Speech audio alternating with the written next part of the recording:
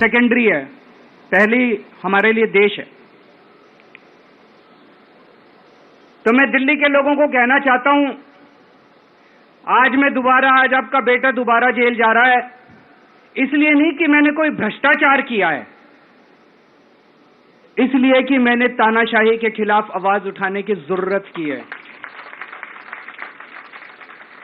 इस प्रचार के दौरान एक सबसे बढ़िया बात यह हुई कि सारे देश के सामने प्रधानमंत्री श्री नरेंद्र मोदी जी ने यह कबूल किया कि उनके पास मेरे खिलाफ रत्ती भर भी सबूत नहीं है। हम कहते थे ना, जब भी हमसे पूछा जाता था कि भाई ये कह रहे हैं 100 करोड़ रिश्वत ली, 100 करोड़ रिश्वत ली, वो 100 करोड़ कहां गया? 500 से ज्यादा जगह तुमने रेड मार ली, कहीं चवन्नी मिली हो, अठन्नी मिली हो, 1 रुपया मिला हो, कहीं हमने खर्च किया हो, कहीं कैश पड़ा हो, कहीं लॉकर में मिला हो, कहीं स्विस बैंक में मिला, कहीं चवन्नी नहीं मिली, तो पैसा कहां गया?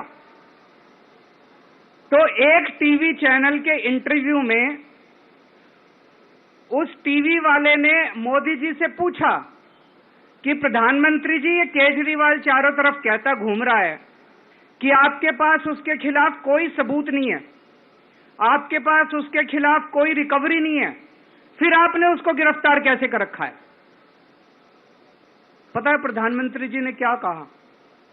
प्रधानमंत्री जी कहते हैं, मैं मानता हूं कि केजरीवाल के खिलाफ कोई सबूत नहीं है,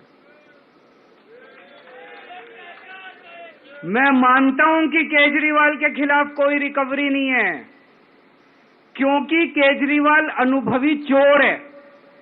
चलो मान लिया मैं अनुभवी चोर हूं, तुम्हारे पास सबूत तो नहीं है, तुम्हारे पास रिकवरी तो नहीं है, तो यूं ही डाल दिया मेरे को जेल में, बिना सबूत के डाल दिया मेरे को जेल में, बिना रिकवरी के डाल दिया जेल में। देश के इतिहास में 75 साल में सबसे ज्यादा बहुमत से आई हुई सरकार है। एक बार 70 में से 67 सीट, दूसरी बार 70 में से 62 सीट, 55% से ज्यादा वोट शेयर। इतने भारी बहुमत वाली सरकार के मुख्यमंत्री को आपने बिना सबूत के जेल में डाल दिया।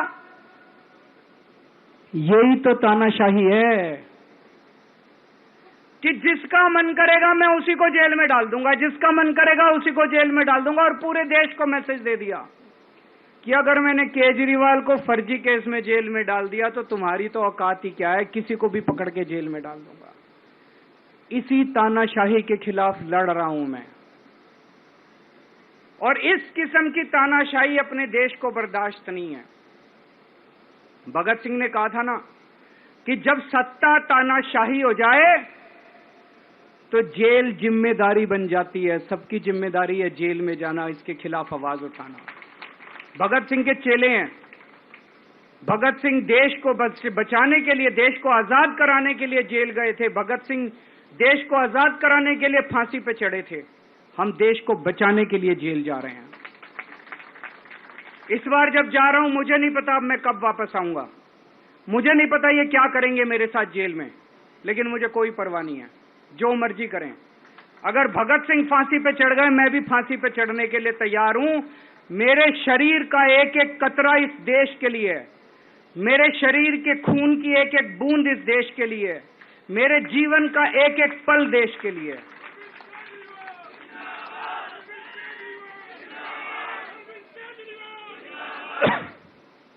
अभी मैं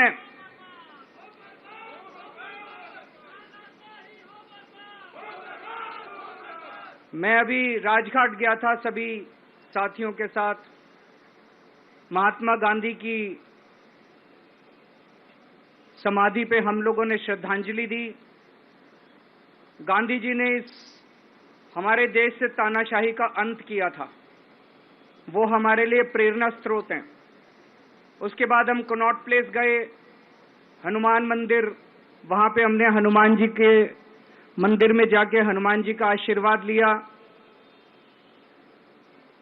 4 तारीख को भी मंगलवार है,